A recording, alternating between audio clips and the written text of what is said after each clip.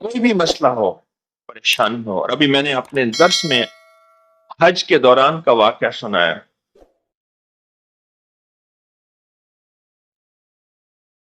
کہنے لگے کہ میں سن 2000 میں آپ سے ملنے آیا، بہت مسائل، مشکلات، پریشانیوں اور دکھوں میں تھا، آپ سے ملنے آئے اور میں نے آپ کو اپنے مسائل کے بارے میں عرض کیے. تو آپ نے فرمایا تھا کہ 2 رکعت نماز نفل پڑھ، جس کی سورت فاتحہ کے بعد 21 بار سورت اخلاص پڑھ. سورت فاتحہ اور سورت قل هو اللہ 21 بار پڑھ. اس طرح 2 رکعت نماز نفل پڑھ، اور اس کا ثواب حضور کے وسیلے سے، حضور صلی اللہ تعالی علیہ وسلم کے وسیلے سے سیدہ فاطمہ رضی اللہ تعالیٰ عنہ کی روح کو ہدیہ کر اور ان سے عرض کریں کہ اپنے والد صاحب کی خدمت میں، حضور کی بارگاہ میں میرا یہ مسئلہ، میری یہ الجھن، میری یہ مشکل، میری یہ تکلیف پیش کریں. آپ کی بارگاہ میں عرض کر دیں، یہ تکلیف پیش کریں، اور ان سے عرض کریں کہ اللہ کی بارگاہ میں میرا یہ مسئلہ منوا دیں. اس کی دلیل یہ ہے، جسے آپ غور سے سنیں اور سمجھیں گے، کہ صحابہ کرام رضوان اللہ تعالی علیہم اجمعین کو جب کوئی مسئلہ پیش آتا تھا، جب کوئی مشکل پیش آتی تھی، اور جب کوئی تکلیف پیش آتی تھی، تو صحابہ کرام فوراً سیدہ فاطمہ کی بارگاہ میں پیغام بھیجتے تھے، اور اللہ کے حبیب کی بارگاہ میں کوئی چیز منوانی ہوتی تھی تو ان کے ذریعے منوا لیتے تھے. اور یہ یاد رکھنا، آج صدیوں کے بعد از وصال بھی کوئی چیز اللہ کے خزانوں سے منوانی ہے تو یہ نسخہ لاجواب اور آزمودہ ہے. یہ نسخہ لاجواب ہے، آزمودہ ہے. مجھے ایک صاحب کہنے لگے ایسا عمل بتائیں، کوئی ایسا عمل بتائیں کہ میں چاہتا ہوں میری 7 نسلوں میں رزق ختم نہ ہو، جو مہنگائی اور حالات اور پریشانیاں میں دیکھ رہا ہوں. کوئی ہے عمل؟ میں کہا بالکل ہے. اور میں نے اس سے کہا کہ یہ میرے پردادا کے پردادا کا عمل ہے، ان کا یہ عمل ہے، میرے پردادا کے پردادا کا عمل، جو ہماری خاندانی یادداشتوں میں یہ لکھا ہوا ہے. اور فرمایا اگر یہ کوئی بندہ کر لے، اللہ نسلوں کا رزق اللہ سے منوا لے. اور میں نے اس سے کہا خیال کرنا، رزق کے روحانی ساتھ منوانا، رزق کے روحانی ساتھ منوانا، ورنہ دولت، مال، چیزیں مل جائے گی جس کے بارے میں کہا جاتا ہے کہ بعض بندے ایسے ہوتے ہیں اللہ پاک ان سے لقمے نہیں چھینتا، سجدے چھین لیتا ہے. اللہ ان سے لقمے نہیں چھینتا. کیوں؟ رزق جسمانی دوسرے لفظوں میں مل رہا ہے، اور رزق روحانی اللہ چھین لیتا ہے. یہ جو آج آپ بیٹھے ہیں تسبیح خانے میں اور میں بیٹھا ہوں، یہ ہم روحانی دسترخوان پہ بیٹھے ہیں. یہ بہت بڑا دسترخوان لگا ہوا ہے، یہ دسترخوان ہے. سنا ہے در یار پہ بڑی دھوم ہے، سنا ہے در یار پہ بڑی دھوم ہے، وہاں عاشقوں کا ہجوم ہے. یہ روحانی دسترخوان ہے، میں بھی خود محتاج ہوں. یہ روحانی دسترخوان ہے. تو میں نے اس سے عرض کیا کہ ایک دسترخوان نہیں مانگنا، دونوں مانگنا، رزق روحانی بھی، رزق جسمانی تو اس کو بھی ملتا ہے جس کو کلمہ نصیب نہیں ہوا. رزق جسمانی تو اس کو ہی ملتا ہے جس کو کملی والی کی غلامی نصیب نہیں ہوئی. رزق جسمانی تو اس کو ہی ملتا ہے جس کے ماتھے پہ شقاوت لکھی ہے. رزق جسمانی تو اس کو ملتا ہے جو اللہ کا نافرمان ہے. رزق جسمانی تو اس کو ملتا ہے جو اللہ کے وجود کا انکار کرتا ہے. رزق جسمانی تو اس کو ہی ملتا ہے جو آخرت اور قبر کا انکار کرتا ہے. رزق جسمانی تو اس کو ملتا ہے جو جنات اور برزخ کا انکار کرتا ہے. رزق جسمانی تو اس کو ملتا ہے جو خود کملی والی کی نبوت کا انکار کرتا ہے. وہ تو بے بہا لوگ ہیں، ان کو ملتا ہے. پر تجھے بھی صرف رزق جسمانی ملا اور اللہ سے یہ منوا لیا. نہ یہ نہ منوانا، اللہ سے کہنا ہے اللہ رزق روحانی بھی دے اور رزق جسمانی بھی دے. 2 رزق کٹھے عطا فرما. کون سا رزق؟ اور اس کے جسمانی بھی دے، کہیں ایسا نہ ہو کہ میری نسلوں میں صرف مال دولت اور چیزیں ہوں اور تیرا نام اور تیرے حبیب کا نام نہ ہو، تیرا نام اور تیرے کملی والے کا نام نہ ہو، تیرا نام اور تیرے دوستوں کا نام نہ ہو، تیرا نام اور تیری آل و اصحاب کا نام نہ ہو، کہیں ایسا نہ ہو میں محروم ہو جاؤں۔ مجھے آل اور محمد اور آل محمد اور اصحاب محمد کی نسبتیں یہ بھی ساتھ عطا کیے رکھ۔ تو میں نے اس سے کہا کہ 2 چیزیں مانگنا۔ اچھا، قدرت کا نظام ہے، تو دیوانے بھی ہوتے ہیں، یقین والے ہوتے ہیں، آپ جیسے آپ مخلص بیٹھے ہیں، اور پوری دنیا میں ہمارے ساتھ اس وقت مخلص بیٹھے ہیں جو ہماری آج کی محفل میں شریک ہیں، ہوتے ہیں دیوانے۔ مجھ سے کہنے لگا ایک وقت ایک جگہ ہو بہت بہتر۔ میں نے اس سے کہا، میں نے کہا پھر بھی اگر ایک وقت ایک جگہ میسر نہ بھی ہو تو اگر عمل کسی وقت چوک جائے، عمل کی جگہ چوک جائے، عمل کا وقت چوک جائے، مجبوری میں نہ ہو تو بہتر ہے، پر توجہ نہ چوکے، دھیان نہ جائے، استحضار نہ جائے، یقین نہ جائے، اور سچا یقین ہو کہ میرا اللہ خود کہتا ہے یہ مانگنا بھی تو اسی نے دیا ہے نا۔ جب اس کریم نے مانگنا ہی خود دیا ہے تو عطا بھی خود کرے گا۔ نہیں خوف نارے جہیم کا کہ کرم ہے مجھ پہ کریم کا، وہ خود عطا کرے گا مجھے، اس نے مانگنا دیا دے گا۔ یقین ہو ایسا ایسا ایسا ایسا، اتنا زبردست یقین ہو، اتنا یقین ہو اللہ کے ملنے پہ اور اللہ کے مانگنے پہ، اتنا یقین ہو کہ گمان اور خیال سے بالا تر یقین ہو، بہت زیادہ یقین۔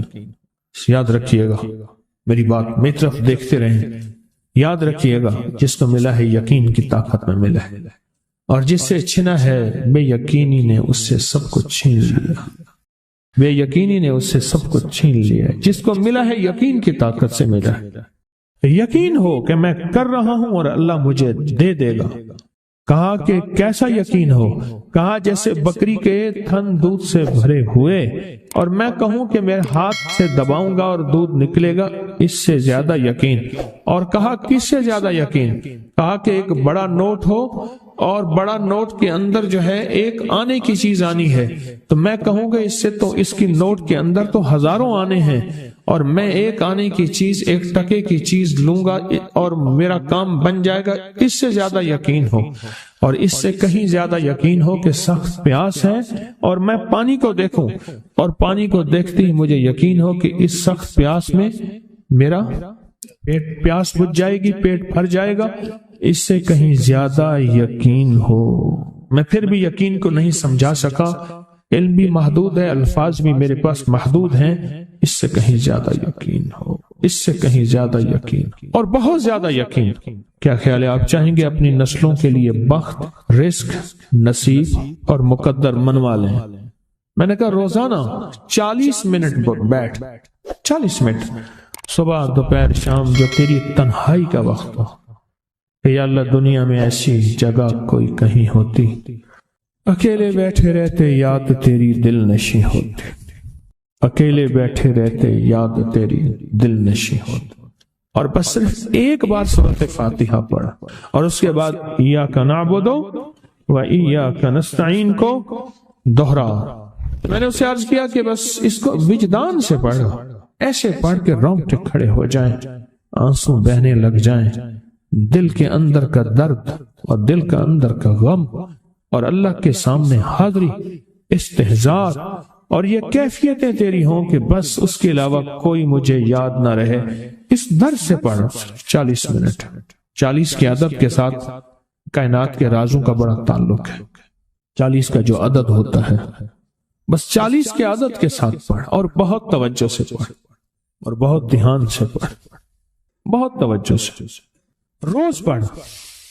مجھ سے کہنے لگا کتنے دن پڑھوں؟ تو میں نے اس سے کہا مجھ سے یہ دن نہ پوچھ، تیرا دل خود بولے گا کہ فیصلے ہو گئے ہیں، بس ختم، دل خود بولے گا۔ یہ بتائیں کہ پیٹ بھرتے ہوئے کوئی گھنٹی بجتی ہے، یہ دل خود بولتا ہے کہ پیٹ بھر گیا۔ پیاس میں بھی کوئی کہتا تو نہیں ہے کہ آپ کی پیاس بجھ گئی ہے، وہ دل خود بولتا ہے کہ بس اب پانی کی ضرورت نہیں ہے۔ نیند سے دل بھر جائے تو بس دل بولے بس اب سو لیا، وہ اٹھیں۔ اسی طرح دل خود بولے، دل خود بولے، اور دل اندر بولے دل اندر بولے کہ اللہ پاک جل شانہ نے نسلوں کے لیے رزق کی عزت دولت برکت کے فیصلے کر دی. بس دل بولے کتنے دیر کر، اب یہ تیری اپنے مانگنے میں ہے،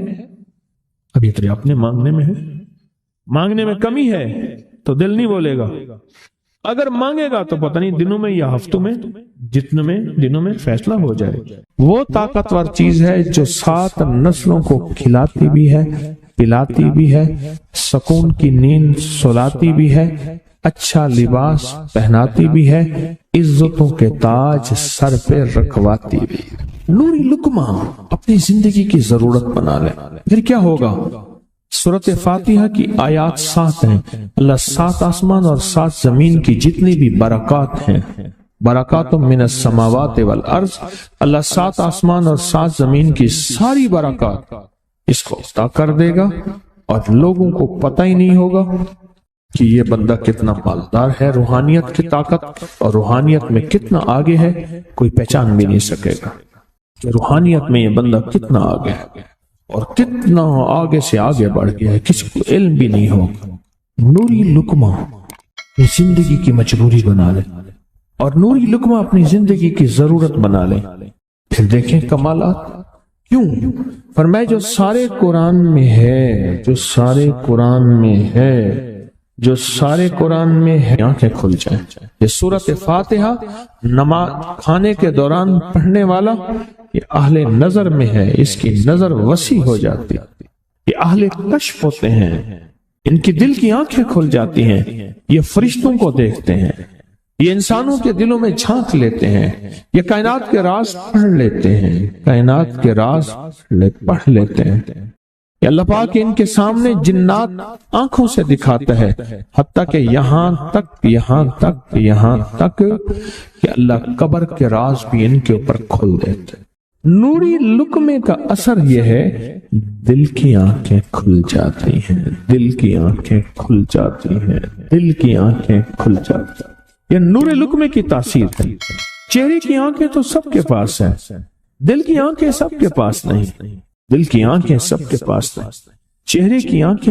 پاس ہیں، دل کی آنکھیں سب کے پاس نہیں. نوری لقمے کی یہ تاثیر ہے کہ دل کی آنکھیں کھل جاتی، اور دل کی دنیا آباد، اور دل کی دنیا شاد، اور دل کا وہ بندہ بامراد بن جاتا ہے جو نوری لقمے اپنی زندگی میں شامل کرتا ہے. اور نوری لقمے سورۃ فاتحہ، اور کتنی بار؟ اچھا، یہ سورۃ فاتحہ بیماریوں کا علاج.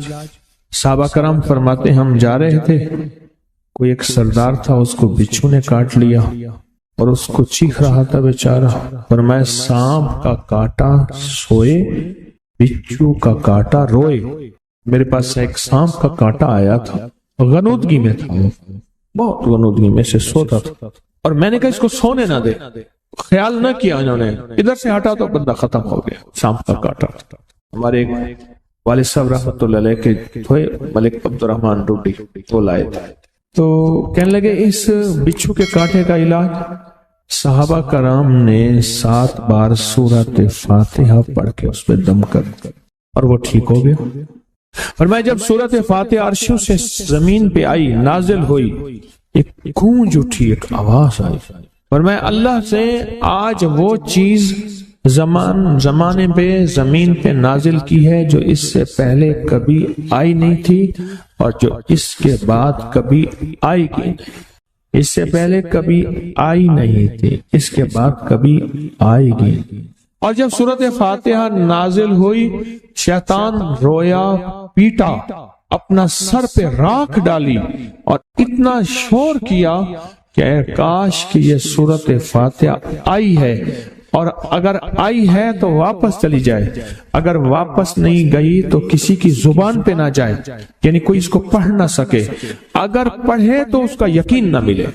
یقین سے پڑھنے والے کی دنیا بھی، آخرت بھی، رزق بھی، عزت بھی، صحت بھی، تونگری بھی، بادشاہت بھی، خوشیاں خوشحالیاں بھی یقین سے پڑھنے والے کو ملتی ہیں.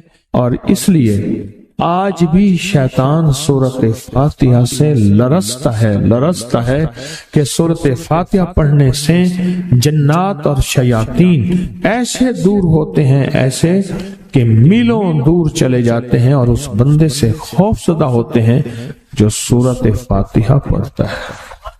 کھانے کے دوران اس کی حکمت کیا ہے؟ انسان کھانے کے دوران مشغول ہوتا ہے، کھانے کی لذتوں میں کھویا ہوا ہوتا ہے، اور اگر بھوک بہت زیادہ ہو بھوک بہت زیادہ ہو تو پھر تو ہوش نہیں ہوتا، پھر ہوش ہی نہیں ہوتا اگر بھوک بہت زیادہ ہو۔ اب اسی دوران جس طرح سنے غور سے، بڑی میں عجیب بات بتا رہا ہوں، حضرت امام جعفر صادق سلام اللہ رضوان اللہ تعالی علیہ مجمعین اللہ کے ولی تھے، ولایت کے تاجدار تھے، سرداروں کے سردار تھے، اولیاء کے سردار تھے۔ میں بازار میں جاتے تھے، جا کے پھر واپس آ جاتے تھے، پھر جاتے کچھ نہیں خریدتے تھے۔ کسی نے پوچھا اب کیوں جاتے ہیں؟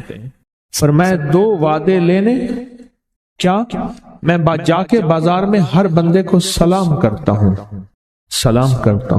وہ سلام کا جواب دیتے ہیں، اور کیا پتا کسی کے سلام کا جواب ایسا ہو جو اللہ کے ہاں مقبول بھی ہو، محبوب بھی ہو۔ اور پھر فرمایا بازار میں جاتا ہوں اور جا کے بازار میں جاتا ہوں اور جا کے بازار کی دعا پڑھتا ہوں۔ فرمایا جو چوتھا کلمہ گھر میں پڑھے گا اس کو 10 نیکیاں ملیں گی، اور جو بازار میں پڑھے گا کتنے نیکیاں ملیں گی؟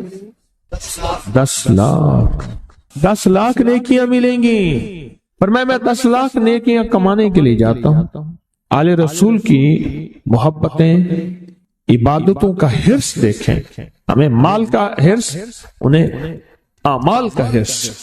وہی دعا، وہی چوتھا کلمہ گھر میں پڑھیں 10 نیکی ہیں، بازار میں پڑھیں کیونکہ وہ ہر بندہ مشغول ہے، دنیا میں، مال میں، چیزوں میں، بھاؤ تاؤ میں لگا ہوا ہے، وہی بازار میں پڑھیں تو 10 لاکھ نیکیاں۔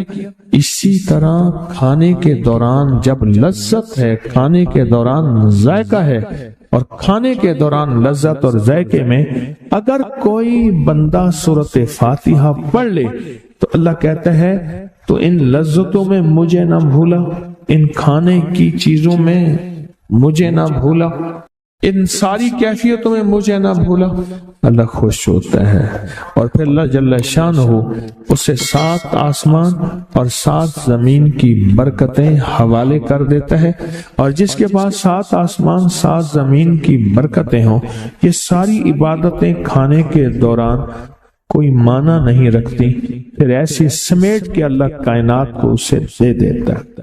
نوری لقمے کی تلاش کریں، نوری لقمہ زندگی میں لے آئیں، بڑی خوشحال زندگی گزرے گی، بہت لاجواب زندگی گزرے گی۔ 7 دفعہ سورت فاتحہ سے قرضے اتر جاتے ہیں، 7 دفعہ سورت فاتحہ سے بیٹے مل جاتے ہیں، 7 دفعہ سورت فاتحہ سے نعمتیں، اور 7 دفعہ سورت فاتحہ وہ طاقتور چیز ہے جو 7 نسلوں کو کھلاتی بھی ہے، پلاتی بھی ہے، سکون کی نیند سلاتی بھی ہے، اچھا لباس پہناتی بھی ہے، عزتوں کے تاج سر پہ رکھواتی بھی ہے۔ کہیں انشاءاللہ۔ آپ سوچیں کون سا مشکل عمل، بہت زبردست عمل ہے، 1 منٹ کا کام ہے اور کام بن جاتا ہے۔ اور میں نے اس کی اجازت جتنی مشکل سے لی تھی نا، اس عمل کی بہت مشکل سے اجازت، اور جس دن لی تھی اسی دن فیصلہ کیا تھا انشاءاللہ اسے چھپاؤں گا نہیں، انسانیت مخلوق کو بتاؤں گا۔ اور یہ 7 دفعہ سورت فاتحہ جو دل کا مریض ہو، مجھ جیسا، اس کا بھی علاج ہے، جسمانی ہو یا روحانی۔ میں نے پچھلی دفعہ کہا نا کہ میں دل کا سخت مریض ہوں اور آج بھی ہوں، دعا کرو موت تک نہ رہوں، اور میں دل کا سخت روحانی مریض ہوں، جسمانی نہیں ہوں۔ میری پچھلی دفعہ کی وجہ سے پوری دنیا میں کوہرام مچا ہوا ہے کہ بابا گیا، جانا تو ہے، جانا تو لازم ہے۔ پچھلی دفعہ میں نے وہ کہہ دیا کہ میں دل کا سخت مریض ہوں، میرے لیے دعا کرو، وہ یہ مریض ہوں، روحانی مریض ہوں، روحانی مریض ہوں۔ تو یہ بیماری جو دل کی بیماری ہے نا، اس کا بھی علاج ہے، روحانی ہے یا جسمانی۔ جیسے میں دل کی روحانی بیماریوں کے بارے میں نے آپ کو کہا، میں سخت مریض ہوں دل کا، اللہ کرے اس کا مرض کا علاج ہو جائے، تو کھانا کھاتے ہوئے میرے دل کے لیے بھی آپ دعا کریں گے کہ اللہ بھی میرے دل کو ٹھیک کر دے، اللہ بھی ٹھیک کر دے۔ آپ مجھے بزرگ سمجھتے رہے ہیں اور اندر سے کام کھوکھلا ہو، یہ دل کی روحانی بیماریوں کا بھی علاج ہے، اور یہ جسم کی اور دل کی جسمانی بیماریوں کا بھی علاج ہے، یہ صحت مندی کا راز ہے۔ سورۃ فاتحہ ہے بابا، سورۃ فاتحہ، سورۃ فاتحہ۔ جو بندہ سورۃ فاتحہ پڑھتا ہے ایک بار، اللہ جل شانہ ان 7 آیات کی تاثیر اور طاقت اسے عطا فرماتے ہیں، اور 7 سمندروں میں جو غذا، رزق، طاقت اور قوت اللہ نے رکھی ہے اس کا حصہ اس بندے کو دیتے ہیں جو صرف ایک بار سورۃ فاتحہ پڑھتا ہے۔